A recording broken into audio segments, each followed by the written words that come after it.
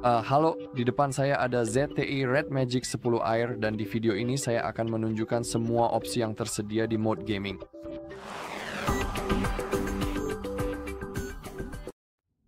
Baik, pertama-tama mari kita buka kunci perangkat kita. Mari kita buka kuncinya. Dan di awalnya saya ingin mengatakan bahwa ponsel ini memang dibuat untuk gaming, jadi ia memiliki pusat khusus. Jadi untuk mengaktifkannya kita perlu menahan tombol ini di sisi kiri layar. Oke, sekarang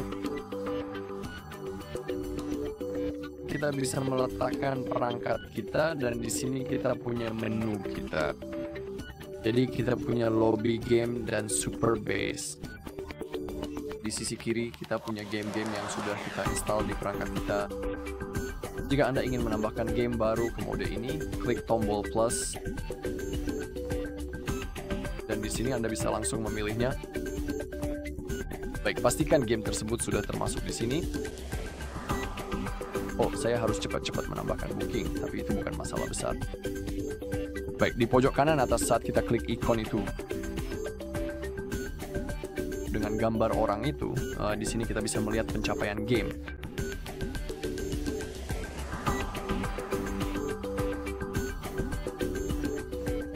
Selanjutnya di bawahnya ada pengaturan jaringan yang bisa kita atur.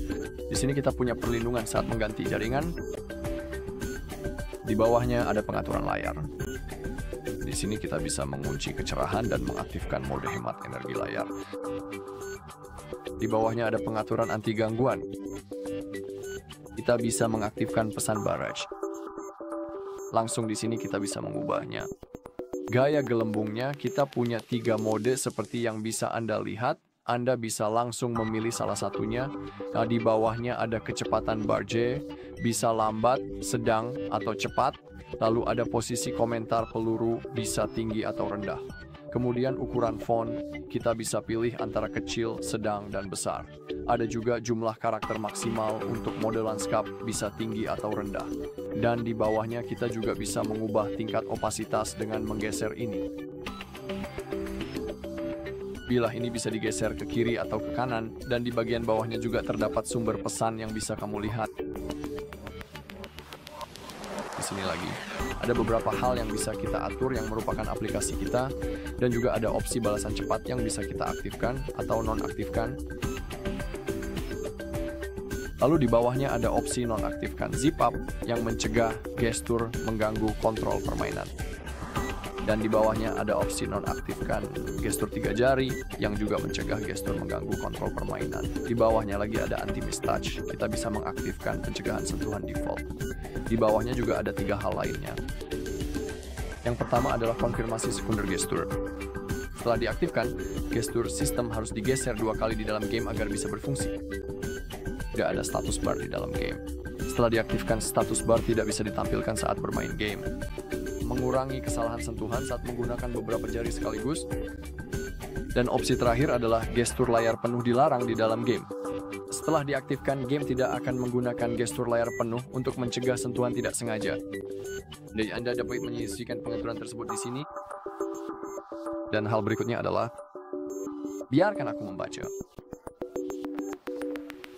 Mode koneksi peripheral. Dan di sini kita dapat mengaktifkan mode host cermin. Jadi ketika memasuki keadaan mode cermin, buka ruang permainan untuk secara otomatis masuk ke modus cermin. Baiklah. Lalu kita memiliki suasana kompetitif LED. Jika Anda memilih untuk mengaktifkannya, lampu kilat LED akan diaktifkan selama permainan. Dan kita dapat memilih efek LED. Efeknya bisa berupa lampu menyala terus, bisa juga mode bernafas, berkedip, atau mengalir. Dan kita juga bisa memilih warna LED. Kita punya beberapa pilihan warna yang beragam di sini, dan kita juga bisa memilih yang menurut kita paling sesuai. Keren menurut kita. Di sinilah kita bisa memilih wallpaper ruang permainan. Kita punya pilihan dari daftar, tapi kita juga bisa memilih foto dari galeri kita. Kita juga punya watermark Red Magic, kita bisa mengaktifkannya atau ini ada di sini. Jadi, tangkapan layar dan perekaman sesuai permintaan di dalam game akan memiliki watermark Red Magic. Jadi, itulah fungsi dari opsi ini. Dan kita juga bisa memilih watermark custom. Baik, selanjutnya adalah opsi lainnya. Di sini kita punya snapshot informasi game, menyembunyikan ikon game di layar utama, pop-up koneksi perangkat tambahan, animasi pembukaan ruang game, dan animasi mulai asisten game. Dan itulah hal-hal yang bisa kita tambahkan. Tepat di bawahnya juga ada opsi untuk secara otomatis mengidentifikasi aplikasi game berdasarkan fitur, serta digital wheelbin dan fiber catcher. Jadi kita bisa menyesuaikan semua opsi tersebut, dan yang terakhir adalah tentang game space. Di sini kita bisa membaca beberapa hal dan ada deskripsi pembaruan fungsi, peningkatan penuh pada kemampuan AAA dari asisten game, fitur snapshot informasi game yang baru diluncurkan, iterasi fitur kontrol penuh kali Gravity, pengalaman audio dan visual pro 3 display, serta lebih banyak fitur plugin. Baik, itu yang ada di sini. Di sebelahnya kita punya hal lain. Di sini kita bisa menambahkan peralatan, menambahkan perangkat kita, dan kita dapat menampilkan perangkat seluler kita di layar besar hanya jika kita mengkliknya. Jika kita menambahkan perangkat baru, kami memiliki pemberitahuan pemeran pintar ini.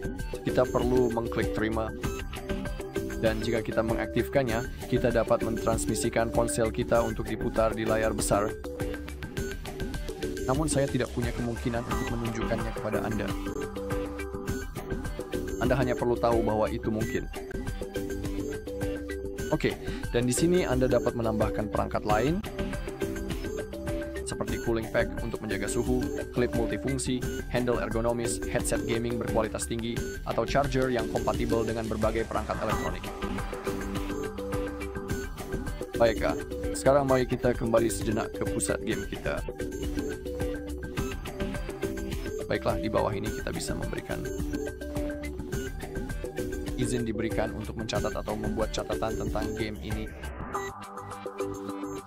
Tepat di sini, dan di sebelahnya kita punya Red Magic Time, dan di sini screenshot akan disimpan, dan di bawahnya kita bisa mengubah seperti yang sudah saya tunjukkan wallpapernya. Jadi misalnya kita pilih yang itu, lalu klik terapkan, boom. Seperti yang bisa Anda lihat sekarang sudah berubah. Oke, saya sudah menunjukkan itu kepada Anda. Sebenarnya, belum juga, namun jika Anda mengklik tepat di sini, Anda akan mendapatkan beberapa opsi khusus yang berkaitan dengan game, terutama untuk game tertentu. Jadi untuk saat ini, game yang sedang dibahas adalah Asphalt. Tepatnya, ini adalah game balapan. Dan di sini kita bisa mengatur penyesuaian sentuhan layar. Dan kita punya pengaturan touch sampling rate. Izinkan saya mengganti kedua opsi, bisa menjadi ultra tinggi atau hanya tinggi, tapi juga di bawahnya kita bisa mengubah sensitivitas secara manual. Seperti itu, kita bisa memilih sesuai preferensi kita sendiri. Hal yang sama berlaku untuk kelancaran stabilisasi. Di bawahnya kita punya perlindungan sentuhan tepi yang tidak disengaja, dan ini mengurangi sentuhan tidak sengaja yang disebabkan oleh telapak tangan. Anda bisa mematikannya jika sulit mengetuk area tepi. Anda bisa memilih rentang kecil, sedang, atau rentang luas. Dan di bawahnya kita punya mode performa. Untuk bermain games, sebaiknya kita gunakan mode Rise, tapi kita juga punya mode Balance dan mode Eco. Di bawahnya ada pengaturan GPU. Di sini kita bisa juga memilih, bisa pada opsi standar, hemat daya, kualitas tinggi, atau custom. Dan jika memilih custom, kita bisa mengatur multi-sample anti-aliasing, anisotropic filtering, kualitas filter tekstur, mid-map LOD, dan juga auto fast. Kita bisa mengatur hal-hal tersebut secara manual sesuai preferensi kita sendiri. Di bagian tampilan, sebenarnya biar saya atur sedikit kecerahannya supaya kalian bisa melihat semuanya. Di bagian tampilan, kita bisa memilih warna yang kita inginkan. Pada pengaturan default, sistem akan menampilkan efek standar. Dan ketika kita memilih mode mobil, saturasi warna akan meningkat sehingga memberikan pengalaman balap yang lebih berwarna. Kita juga punya mode tembak.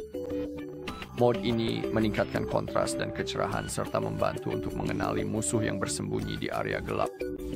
Jadi mode ini direkomendasikan untuk game seperti Call of Duty Mobile, PUBG, dan game tembak-tembakan sejenisnya. Dan selanjutnya, preset berikutnya adalah MOBA yang meningkatkan kontras dan saturasi warna serta menonjolkan musuh atau mode otomatis. Mode ini menggunakan teknologi Qualcomm Surrealism Enchantment dan peningkatan kualitas game secara cerdas. Jadi misalnya kita memilih mode mobil, sekarang kita sudah siap untuk bermain. Selanjutnya adalah pengaturan jaringan. Di sini kita memiliki opsi Wi-Fi low latency atau mobile data low latency. Namun saat ini tidak tersedia karena saya telah mengaktifkan mode echo pada pengaturan GPU. Jadi mari kita kembali dan pilih misalnya mode hard call. Maaf, bukan di sini tapi di mode performa kita perlu memilih price atau balance dan sekarang opsi-opsi tersebut seharusnya sudah tersedia. Ya, sekarang kita bisa mengaktifkan Wi-Fi latency atau mobile data low latency. Dan selanjutnya adalah alokasi fungsi. Di sini kita memiliki perekaman sesuai permintaan dan kita juga bisa memilih kualitas rekaman video, bisa SD atau HD. Di bawahnya ada beberapa hal yang bisa kita atur seperti durasi perekaman sebelum dan sesudah, dan kita juga bisa memilih secara manual berapa lama durasinya sesuai keinginan. Dan yang terakhir adalah pengaturan sumber daya. Di sini kita memiliki tombol sentuh dan juga case 1, dan saya tidak tahu apa yang sebenarnya baik-baik saja di bawah basis super di sini. Dan kami memiliki pustaka, plugin waktu sihir merah, gravitasi X, Mora, dan sublayar multi persegi. Saat kami mengklik gravitasi X di sini, kami dapat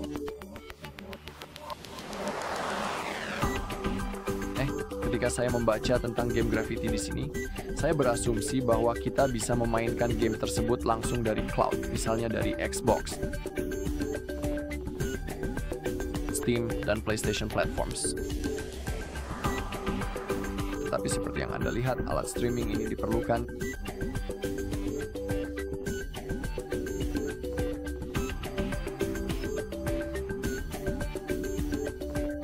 Kita juga memiliki perangkat Gravity, dan di sini kita bisa menghubungkan keyboard dan mouse kita, juga controller, dan di bawah proyeksi kita bisa memainkan game mobile di layar besar. Jadi seperti yang sudah saya katakan di awal, perangkat ini jelas dibuat untuk para gamer hardcore. Maksud saya, Anda membeli ponsel ini hanya untuk gaming, itu alasan utamanya, bukan untuk penggunaan sehari-hari, tapi memang khusus untuk gaming. Ya, mari kita kembali lagi. Di sebelahnya kita punya plugin library, dan di sini kita punya banyak hal yang bisa kita pilih.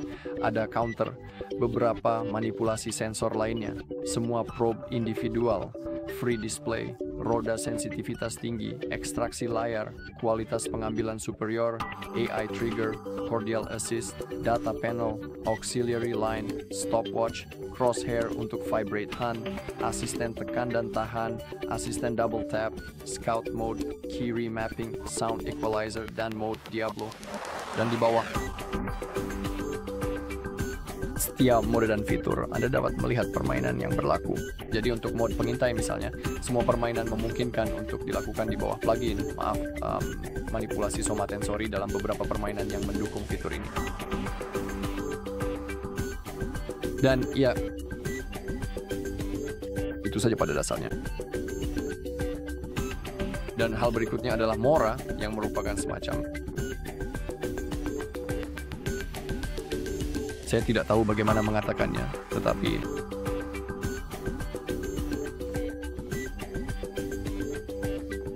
itu seperti 3D asisten, sebut saja seperti itu. Jadi pada dasarnya Anda dapat mengambil gambar dengan Mora, entahlah berbicara dengannya, mengganti pakaiannya, atau semacam itu. Begitulah cara kerja Mora. Kami juga memiliki sublayar multikotak. Jadi jika Anda memilih untuk mengaktifkannya, Anda dapat menggunakan fungsi sublayar multikotak ini untuk menghubungkan perangkat Red Magic lainnya guna mendukung fungsi ini sebagai tampilan sekunder untuk tampilan data dan operasi cepat. Anda hanya perlu mengeklik sambungkan dan temukan perangkat lainnya.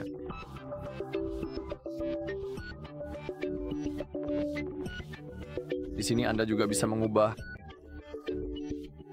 gaya tampilannya.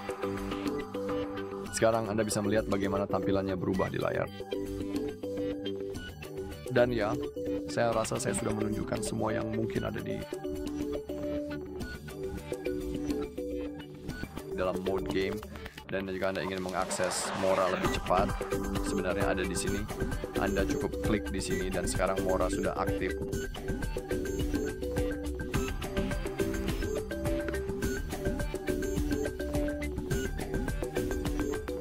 Baiklah, itu saja di video ini. Terima kasih sudah menonton. Jika Anda merasa video ini bermanfaat, silakan tinggalkan like, komentar, dan subscribe.